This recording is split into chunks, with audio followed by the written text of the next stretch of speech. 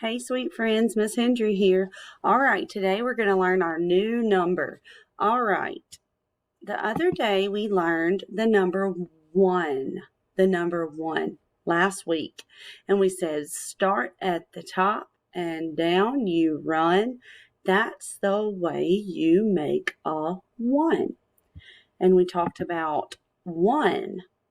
How start at the top and down you run. That's the way you make a one was an easy way for us to remember how to write the number one.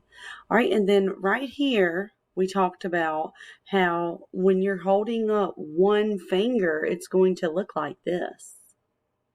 Then we talked about this, how this is a tens frame, and we put one dot in there to represent the number one. Then we talked about how this was the number word one. We talked about how this was what one block looked like. And then this is a die. And when you have a die and it's going to have, and you want it to have a number one, it will have one dot. All right, so let's look at our new number. The number two. I'm going to move this. The number two. Make a candy cane and give it a shoe. That's the way you make a two. All right, so you know what a candy cane looks like, right? Like this. Make a candy cane and then give it a shoe. That's the way you make a two. Good. Let's look at this. So make a candy cane and give it a shoe. That's the way you make a two. Now look right here at this hand. Do you see Miss Hendry's hand? Look, 1, 2.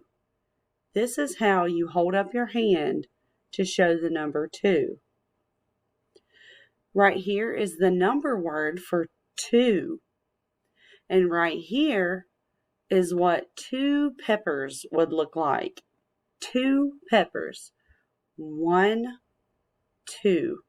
Then this is a tens frame, and to show two in a tens frame, you put one dot and then two dots. This is a die with the number two on it, represented in dots. 1, 2. Make a candy cane, give it a shoe. That's the way you make a two. Let's tap our head 2 times. 1, 2. Let's nod our head 2 times. 1, 2. Let's clap 2 times. Ready? 1, 2. Very good. Bye, guys.